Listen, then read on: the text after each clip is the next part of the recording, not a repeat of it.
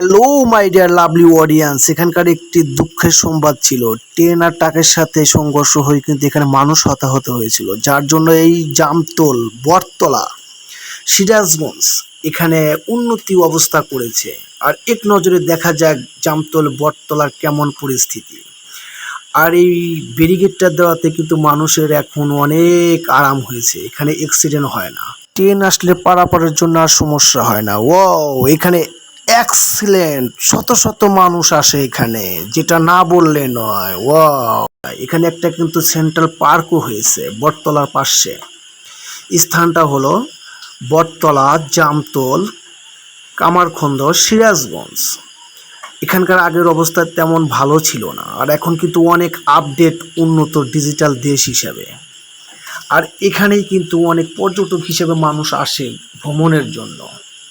আর সেই বিখ্যাত বটতলা নামে পরিচিত এটা, এখানে স্টেশন মাস্টার আছে। এখানে তার পাশেই কিন্তু একটা স্টেশন আছে। এক নজরে দেখা যাক লাইনগুলো। এখানে অনেক মানুষের ছেলে মেয়ে হুজুর অনেকেই বেড়াতে আসে, যেটা না দেখলে নয়।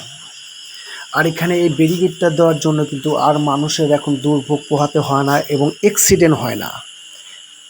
আর এজন্য কিন্তু এখানে জামতল বটতলার মানুষগুলো কিন্তু অনেক হ্যাপি এবং সুখী, এবং আধার সাইডে মানুষও নিরাপদে এখান থেকে পার হতে পারে।